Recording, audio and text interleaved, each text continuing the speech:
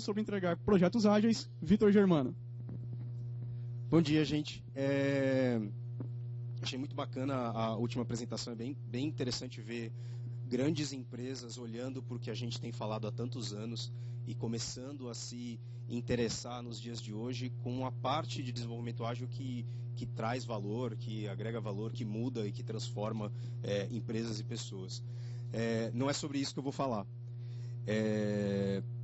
Bom, eu sou o Vitor, eu sou um dos fundadores da Lambda 3 e a ideia aqui é falar um pouco da nossa experiência e quais foram, depois de tantos anos trabalhando com projetos ágeis, e quais foram os aprendizados, né? E para que você que deve estar começando agora com essa ideia, possa entender um pouco, não só do lado bonito e motivacional da agilidade, de que você ouve nas palestras, mas um pouco mais da realidade que a gente tem encontrado. Um aviso, todas as informações que estão nessa apresentação, a gente não usou nenhum cientista. Tá? Isso é fruto do nosso empirismo e da nossa experiência no trabalho e apanhando de projetos já há muitos anos. Para vocês entenderem um pouco o contexto em si, de onde a gente está vindo, isso não é um jabá, tá? Bom, eu tenho aproximadamente 13 anos aí de trabalho com agilidade, desde 2004, trabalhando com isso. Hoje, além de estar na Lambda 3, eu sou um dos diretores da Agile Alliance, que é uma organização sem fins lucrativos internacional que divulga a agilidade.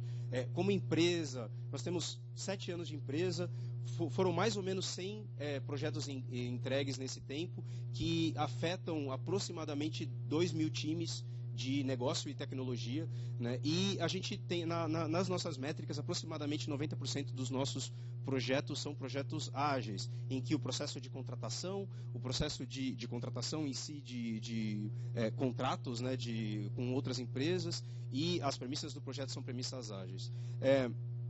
Quando a gente começa a estudar agilidade, a gente pensa em... É fácil de você cair numa ideia de que aquilo que você está lendo é muito fácil. Quando você lê o Scrum Guide, quando você vai ou assiste um vídeo de 5 minutos sobre Kanban, né, é muito fácil. E é super tranquilo você cair na ideia de que o problema que existe é com a cultura. Você vai ver palestrantes aqui falando muito sobre cultura, falando muito sobre eu tenho que mudar um mindset. E agilidade passa uma impressão de que vamos fazer reuniões diárias, vamos fazer retrospectiva, vamos trabalhar com escopo aberto. Conforme você aprende e começa a aprofundar o seu conhecimento sobre agilidade, muita coisa muda. E aqui é só um pequeno grupo de livros que me influenciaram e que guiam um pouco do meu trabalho em si com agilidade, e é um monte mesmo, e tem muito mais do que isso, mas eu diria que se você está no mundo de agilidade hoje e não leu 10% desses livros, ou eu diria pelo menos 50%, você tem um problema que você precisa corrigir. Esses livros vão te dar o conhecimento em si sobre o que fazer. O maior problema disso é que quando você chega na realidade, em que você tem, de repente, alguém desmotivado ou por um motivo de política dentro da tua empresa, uma pessoa simplesmente vai minar o seu projeto, o seu ponto a tua ideia de trazer agilidade para as empresas, nenhum desses aqui vai te ajudar. Talvez o Como Fazer Amigos e Influenciar Pessoas, do David Carnegie, seja um desses para você ler. Ele não está aqui, tá? Essa é a parte underground da minha lista. O que a gente viu entregando esses projetos, e dado que a comunidade ágil nos últimos anos é uma comunidade bastante apaixonada por métodos e por ferramentas, né, ainda que o manifesto diga que a gente não deveria se focar nisso, o que para mim tem sido o principal aprendizado você precisa, em qualquer lugar que você está atuando, cultivar a confiança. Sem você criar mecanismos de confiança com todo mundo com quem você age, com quem você atua, nada vai para frente. E além disso, no mundo de entrega de projetos, e eu estou falando aqui do contexto da Lambda 3, que é uma empresa de serviços que faz projetos, faz consultoria, esquece os rótulos. Porque, amigo, ninguém se importa se você é ágil.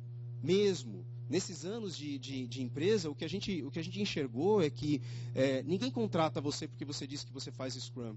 porque você diz que você faz reunião diária e retrospectiva. O que as empresas estão interessadas, o que os times, os clientes estão interessados é no seu resultado. A gente só fala de agilidade hoje porque é uma das maneiras em que hoje a gente encontrou para entregar valor e para acelerar a geração de resultados. E não que seja um objetivo, um fim real. Tá? Então, seja bastante crítico quando você ouve de ter agilidade como fim. Ela nunca vai ser fim.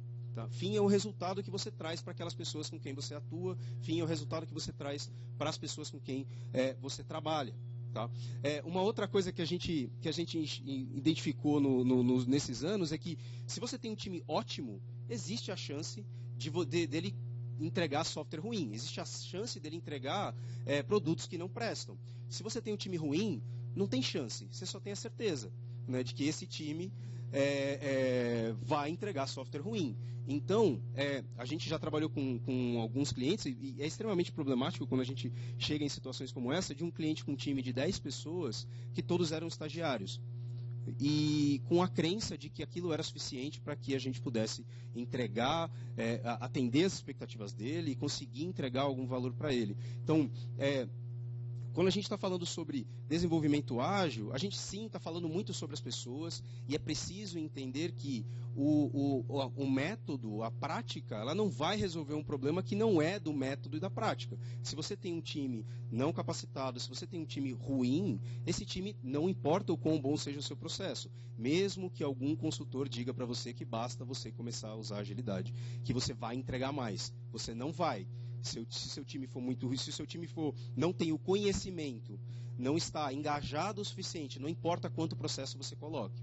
A gente já trabalhou com empresas, a gente trabalha com empresas hoje em dia muito grandes, né? E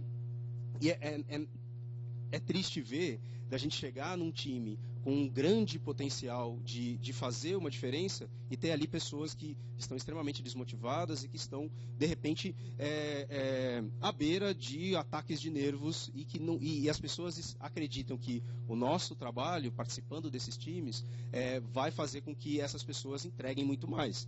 Não vai fazer. Se você não tem times sensacionais, me desculpe, a agilidade não vai resolver o teu problema. Tá? Eu perdi a conta de quantas vezes eu fui para uma reunião em que existia uma meta de entrega, então apareceu algum diretor que queria um software entregue de qualquer jeito, e as pessoas que estavam naquela reunião sabiam que no modelo de gestão em que eles estavam acostumados, nenhum software ia ser entregue. E é interessante porque nesse momento em que o teu emprego está na reta, você aceita numa boa agilidade. Quando a expectativa em si de entrega já foi 20 ou falta 20? Tá bom. Quando a expectativa em si de entrega é muito maior do que a expectativa política de garantia do status quo, a agilidade funciona 100% das vezes. Então, realmente, isso assim, hoje eu tenho trabalhado em 3 projetos específicos que são exatamente essa situação. Um vice-presidente da empresa esperava fazer uma apresentação para todos os 50 mil funcionários da empresa de um sistema qualquer. E pediu para o time de TI e falou, isso vai acontecer daqui 2 meses e eu quero esse negócio pronto daqui 2 meses porque a gente vai ter que apresentar. E aí a gente chega próximo desse cliente nessa situação e a conversa é normalmente a mesma. O que você espera? Você espera entregar ou você espera simplesmente garantir que exista alguma coisa disponível? Ou você nem quer isso, você só quer garantir que você atinja o seu bônus, você só quer garantir que você espere um pouco esse projeto até você conseguir o teu novo emprego. Quando a intenção não, precisamos entregar porque senão a gente vai ser mandado embora, aí esse time topa fazer entregas rápidas, esse time topa olhar para a resolução de problemas de maneira clara e efetiva, esse time topa fazer entregas muito curtas que agregam valor, né? E é uma triste realidade, mas que para nós se repete constantemente nos clientes em que a gente atua. Tá? Uma outra questão que você vai ouvir muita gente falando, e eu particularmente acredito que essa trilha deveria ter mais, como um todo, né, mais palestras técnicas. A gente estava conversando aqui como é difícil hoje em dia nos eventos de agilidade palestras técnicas, principalmente aqui, porque nós estamos no The Developers Conference e deveríamos ter palestras de desenvolvimento, além só da trilha de infraestrutura ágil.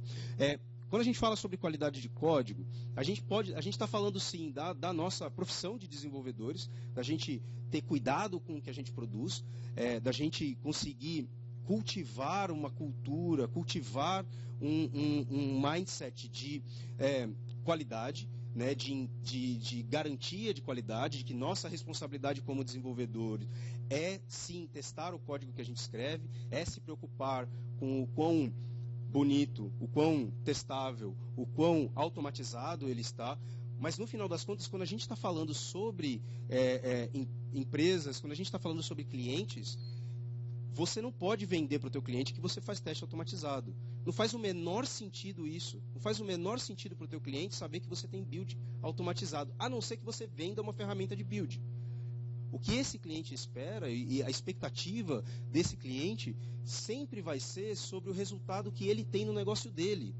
Então, qualidade de software, qualidade de código, ela é uma pólice de seguro para quando as coisas dão errado.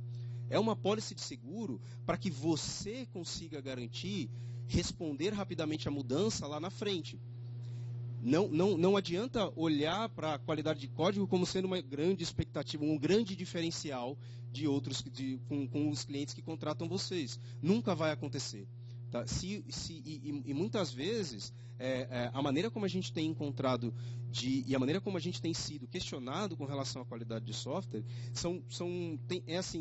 normalmente os clientes esperam qualidade, né? A expectativa deles é que um sistema não dê problemas.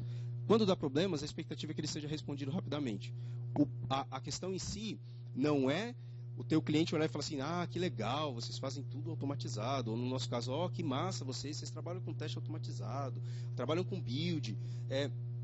Ele não está nem um pouco preocupado com isso. O que ele quer é que quando tiver um problema, aquele problema vai ser resolvido rapidamente. Então, encarem qualidade de código como sendo a sua apólice de seguro para quando surgir algum problema. E você vai ver que começa a mudar um pouco a tua relação com essa expectativa essa expectativa tão grande que a gente tem de acreditar que qualidade, teste automatizado e tal traz algum valor.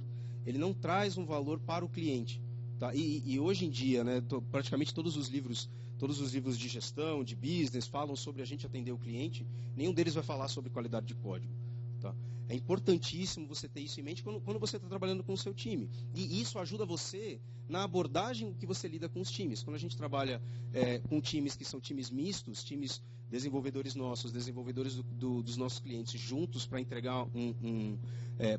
algum sistema, para nós é muito clara essa relação e a discussão com esse time que está em conjunto com a gente fica muito mais simples. Ela deixa de ser faz teste porque é assim que desenvolvedor tem que fazer, é a sua profissão, você deveria se envergonhar se você não tem integração contínua. E passa a ser, se você não fizer isso, vai ser nosso problema. Quem é que vai acordar na sexta-feira à noite, de madrugada, porque o build deu errado ou porque teu sistema saiu do ar porque a gente não testou? Deixa de ser uma discussão sobre o quão terrível, o quão monstruosa é aquela pessoa que não escreve teste, passa a ser uma discussão muito maior sobre o quanto de segurança psicológica você quer ter enquanto você está na sua casa com a sua família. Tá? Mudou bastante a minha relação em si com qualidade no momento que eu comecei a pensar assim. Por trás de toda decisão ruim, tem uma boa intenção. Tá? Então, não culpe as pessoas que de repente dizem para você, você tem que entregar tudo sem teste. Nesse momento, esquece o que vocês estão falando, esquece esse negócio de reunião diária e vamos varar à noite, esquece retrospectiva, esquece qualidade, vamos entregar software. Ainda que essas decisões sejam nocivas, comece a prestar atenção nas suas relações com os seus clientes, com os times que você atua, para começar a entender melhor que as decisões que são tomadas, ninguém toma decisões com a ideia, ou pelo menos se você, né, não tem algum problema mental, né? Ninguém toma uma decisão para ferrar com as outras pessoas. Ninguém toma uma decisão consciente de tornar a vida das outras pessoas um inferno. Toda decisão vem de uma boa intenção. Às vezes essa boa intenção eu preciso garantir o meu emprego. Às vezes essa boa intenção eu entendo que é a única forma que eu sei fazer e é assim que nós vamos fazer. Então, não se descabele, né? Não gere conflitos desnecessários acreditando que as pessoas estão agindo contra você. Elas não estão agindo contra você. Elas estão agindo de acordo com uma boa intenção. Descubra qual é essa boa intenção e aí você vai ter um caminho muito mais tranquilo de lidar com os problemas em si que estão acontecendo dentro da tua, seja transição ágil, seja do entrega de projetos, seja no treinamento, seja em lidar com as pessoas em qualquer situação.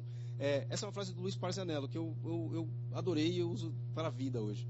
E é interessante de você, toda vez que você percebe que uma decisão foi tomada, tente entender de antemão qual foi a boa intenção por trás daquilo. Tá? Isso vai te ajudar a lidar com essas situações que para você podem ser problemáticas. Eu comentei isso com o Celso Martins, ele foi a loucura. Que eu digo que todo projeto tende ao waterfall. Por mais ágil que ele seja, todo projeto tende ao waterfall. O que quer dizer isso? Né? E o que a gente entende como projeto waterfall? A gente entende aquele projeto em que as estimativas são cobradas como compromisso, aquele projeto em que a microgestão é parte do modus operandi do trabalho.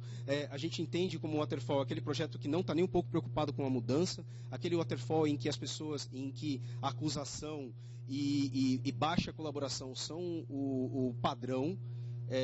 O que a gente viu nesses anos de trabalho? Por mais ágil que um projeto seja, no momento em que algum problema acontece, no momento em que, por exemplo, o teu cliente acaba o dinheiro do projeto, ou você deixa de ter uma interação construtiva com ele, aquele projeto começa a ser afetado. Vai ser quando você, por exemplo, acaba abalando a confiança na tua relação com o cliente, mesmo que seja um projeto com um contrato de escopo aberto, com todas as cláusulas bonitinhas de que você tem que seguir um processo ágil, naquele exato momento aquele cliente vai passar a cobrar você de estimativas como compromisso. Ele vai falar para você assim, não, eu sei, esse negócio de planejamento e tal, legal, mas quando vai ficar pronto?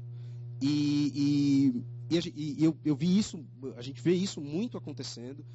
Se o time está passando por algum problema em si durante a entrega, seja um problema que não necessariamente é dele, as pessoas vão voltar para o que elas conhecem como realidade, de como elas foram ensinadas. Então, se você está trabalhando com um gestor, por exemplo, que fez administração, na administração ele aprendeu um único jeito de fazer gestão. E esse único jeito de fazer gestão é para onde ele vai voltar no momento em que os problemas acontecem. Então, ele vai voltar para o que ele entende como sendo o que ele tem segurança de como lidar. Ele tem segurança de como lidar fazendo micromanagement. Ele vai falar assim, eu quero saber o que todo mundo está fazendo e quantas horas está gastando em cada tarefa. Eu quero saber, eu preciso saber aonde é que está a fulana que deveria estar trabalhando na tarefa tal, que ela não está desenvolvendo e eu não sei onde ela está. Ele vai ligar para a empresa e vai falar assim, gente, eu não estou vendo vocês trabalharem. Eu preciso saber onde estão as pessoas do time. Ou ele vai falar assim, eu preciso que você esteja aqui todo dia. Eu preciso fazer uma ligação diária contigo para saber o que está acontecendo. Nesse momento também, vai deixar de ser uma questão do tipo, olha, a gente não sabe muito bem como essa feature vai ser, então, o que você acha da gente descrever um mínimo necessário para essa feature? E aí a gente vai aprendendo e vai descobrindo à medida que a feature é desenvolvida. Ele fala, não, eu vou mandar para você hoje então um documento do Word que descreve exatamente o que a feature vai fazer. E é assim que eu espero que ela funcione. Então, quando você começa a ver isso acontecendo, é interessante porque te mune de ferramentas para lidar com essa situação de maneira diferente. Então, no momento em que você vê isso acontecendo, começa a se perguntar qual que é o problema que está por trás dessa postura, por exemplo, do teu cliente, dessa postura, por exemplo, do teu gestor. Né? Pode ser uma falta de confiança, pode ser porque ele precisa construir mais, ele precisa de mais informações. Pode ser porque ele está sendo cobrado de um outro lado que você não está vendo. Vá atrás disso. Eu tenho uma posição com relação aos times com quem eu trabalho, que a gente chama de fogueira driven development, que é as pessoas têm que passar pelo fogo de batalha para que ela entenda o valor das práticas e dos valores. Então, e como a gente está, eu tenho trabalhado nesse mundo já há muitos anos, aparece gente que não viveu o trabalho em ambientes tradicionais. Então, a gente trabalha com pessoas que estão chegando agora no mercado que não entendem o porquê teste automatizado é importante. Qual que é a sua postura? Eu poderia ter a postura de obrigação, né, de obrigar todo mundo, de ser o microgestor e falar assim, você tem que escrever teste o tempo inteiro. Né? E muitas vezes, nos times com quem a gente atua, passam questões em que, de repente, eu tenho que deixar o time sofrer um pouco. E ter problemas com deploy não automatizado, ter problemas em, de repente, gerar versões de maneira extremamente trabalhosa, para quando ele está lá sofrendo, você poder ter uma conversa com ele e dizer, então, existe uma forma de você fazer isso? Ou existe um valor dentro do Manifesto Ágil que fala isso e que pode te ajudar? O que você acha de agora experimentar? Dá o tempo das pessoas sofrerem para que elas possam dar valor a alguns tipos de práticas que existem dentro desse movimento ágil, que são extremamente importantes, que agregam muito para a experiência de quem está trabalhando. Tá? Mas, às vezes, você, quando está atuando num time que você espera que seja ágil, não dá para você forçar tudo de uma vez. Dê tempo ao tempo. Por mais que você ouça as brigas de comunidade e a propaganda de grandes pessoas, de grandes pessoas na comunidade, não dá para dizer que sempre um coach te ajuda. Às vezes você precisa ser bom tecnicamente. Muito cuidado com a visão de que você começa a depender de um coach para que o trabalho execute. Muito cuidado quando você está num time e esse time trata o coach, o Scrum Master, o que quer que seja, quase como uma mãe ou um pai para aquele time. Isso é um reflexo de um problema daquela equipe. E muito provavelmente vão ter situações em que aquele coach não vai ajudar o time a se desenvolver. E eu já tive experiência, nós já tivemos algumas experiências em que o momento em que você deixa esse time sem essa posição, o time dá um passo à frente muito grande. Então, e aí fica, eu falei um pouco disso na minha palestra de Agile Coaching, fica também um aviso para quem aqui hoje é coach, comece a prestar atenção na sua atuação com os times. Se eles são muito dependentes de você, é um problema. Tá? As pessoas deveriam estar muito mais independentes se a gente acredita e quer seguir um modelo de desenvolvimento ágil. Está acabando. Tá? É muito fácil culpar a cultura. Às vezes é você. Tá? E a gente aprendeu isso das piores formas possíveis. Ah, nossa, esse cliente não é possível. É um banco. O banco nunca vai mudar. Ele não importa o que a gente faça, ele nunca vai atrás de começar a focar em teste. Ele nunca vai me trazer, ser ágil. A maior parte das vezes, não dá para a gente culpar a cultura. Se você não está fazendo o teu máximo, se você não está indo atrás de resolver os problemas, um por um, a cultura, você não consegue mexer. Né? Então, comece a olhar para resolver problemas, ao invés de entender de que você está afetando na cultura. Né? Se você tem um conhecimento claro sobre práticas, sobre valores, esquece de pensar na cultura. Comece a mexer nas ações que influenciam a cultura. É a melhor forma de você atuar. Bom, o que eu quero dizer com tudo isso que eu estou falando? O principal, nesse mundo de entrega de projetos, romantismos não vai levar você muito longe. Seja realista e seja pragmático com relação às coisas que você está executando. Comece a olhar para os problemas. Eu acredito que você pode sim ser utópico com relação ao que você quer do mundo, da empresa, mas na hora de trabalhar, seja pragmático e seja realista. Não acredite em fórmulas prontas, por mais que você veja alguém aqui na frente, na internet, dizendo que a única solução dos seus problemas é a ferramenta tal.